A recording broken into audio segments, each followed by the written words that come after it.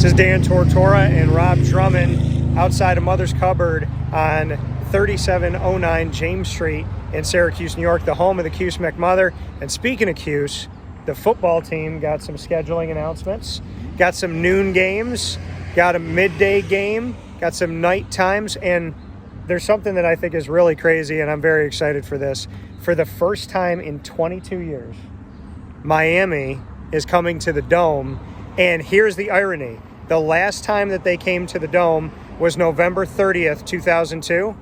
The last home game and the last regular season game for Syracuse, Miami, November 30th, 2024. My prediction is Syracuse will be undefeated going into that game. So you heard it. Think so? You heard it here first. All right. Brought some practice the entire spring, and this team is going to be a lot better than people think. A lot better. What is it about Syracuse that makes you believe after watching them in practice? The difference in philosophy, the way Coach Brown approaches not just practice, but the accountability that we hold these guys to. There's a standard right now that Syracuse hasn't had in a long time. I watched the defense, I watched the offense, I watched the special teams. I watch guys just go out there and just fly around and just having fun.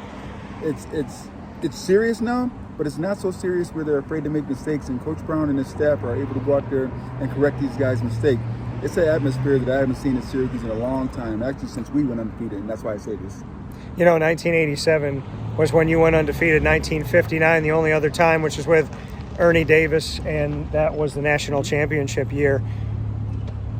What about Fran? You and I have talked about Fran Brown, but what is it about him that you saw in practice, the way he handles practice? Because at the times that I went into practice, you see him get in. He talks to the guys. He doesn't just walk around and shake hands with donors. He goes up to his student athletes. He goes up to the team. He gets in the drills. He tells them what he wants them to do. And he was doing DB drills and standing behind the guy and putting his hand on his back and talking to him in his ear. Just what it's like to see him in practice. He's a player's coach. He's the type of coach that really is hands-on. So if he sees a defensive lineman, doing something wrong that he understands, he knows, he won't send his defensive line coach over to do that. He'll correct him. If you see a defensive back, he'll do the same thing. The running backs, he does the same thing. He does it with every position. He's very knowledgeable in his etching and owing of understanding the game of football, and he teaches these kids. When they make a mistake, he tells them you have one more chance to make a mistake, and then I'm going to get somebody else in there. So he challenges them. That's the one thing that creates great athletes, and which made us great athletes back in mid 80s to early 90s was Coach Mack, Coach Pasqualoni. They always challenge us to go out there and be better athletes, to be better players. And Coach Brown was challenging these guys. I haven't seen that in a long time here at Syracuse. These guys will make mistakes, and these coaches will make excuses.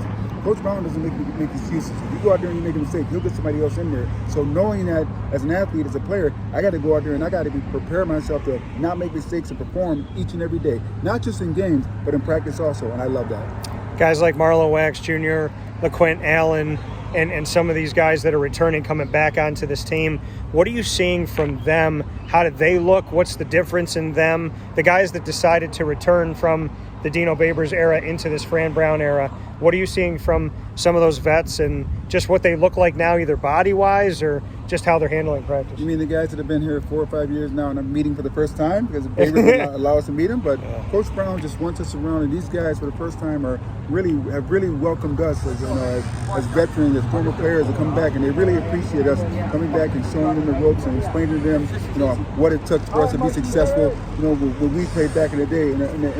And it's really a brotherhood, and that's the one thing that was lost in the Babers era and the years before that. The brotherhood was completely lost. And now these guys understand how much they mean to us, how much they're not just playing for themselves, but they're playing for us also. And they're really, they got that drive down, they got the 40 down, they got the simple fact that now we're not just going out there and winning games for, Syracuse football. We're winning games for the alumni also.